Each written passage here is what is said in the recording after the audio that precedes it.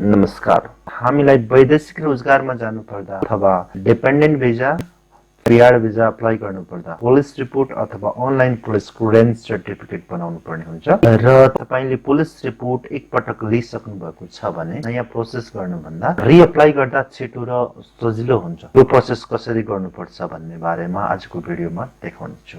यदि तपाई first time apply गर्दै हुनुहुन्छ भने भिडियोको डिस्क्रिप्सनमा भिजिट गर्नुहोस्। आउनुहोस् सुरु गरौँ। फर्स्टमा ब्राउजर ओपन गर्नुहोस्।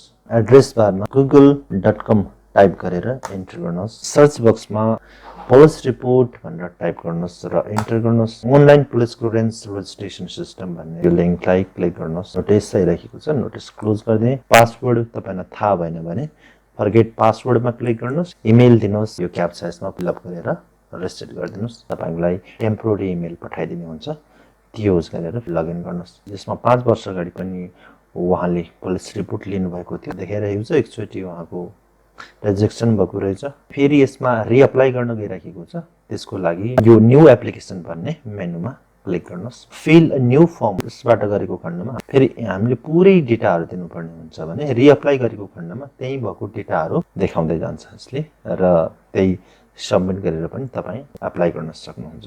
आज मैले यसमा reapply with the previous data police report तयार गर्न गइरहेको छ। सो यसमा मैले क्लिक गरे। फर्स्टमा पर्सनल इन्फर्मेसन देखाउँदै छ। तपाई चेन्ज गर्न चाहनुहुन्छ भने यो चेन्ज पनि गर्न सक्नुहुन्छ। यसलाई म स्क्रोल गरे र नेक्स्ट अप्सनमा क्लिक गर्दिए। सिटिजनशिपमा भएको इन्फर्मेसनहरु यसमा सबमिट गर्नु भनिराखेको छ। यसमा अलरेडी सबमिट भइसकेको छ। नेक्स्ट गर्दिए। यसमा सिटिजनशिप अहिले पनि यही नै सेम भएको हुनाले मैले फेरि नेक्स्ट गर्दिए। लास्टमा सोध्दै छ do you have a criminal history. कुनै यसमा क्रिमिनल हिस्ट्री छ भने यस गर्न सक्नुहुन्छ। उहाँको केसमा नभएको हुनाले नो गर्दिए र फेरि नेक्स्ट अप्सनमा क्लिक गर्दिए। यसमा उहाँको सम्पूर्ण डेटाहरू यहाँ देखाउँदै छ। डेटाहरू सबै ठिक छ भने तपाई यसलाई स्क्रोल गरेर लास्टमा जानुस्। यसमा यो आई हेड बाइट नजिकै यो एउटा बक्स छ, यसमा टिक लाउनुस् र यो क्याप्चा यसमा फिल गरिदिनुस् अनि सबमिट बटनमा क्लिक गरिदिनुस्।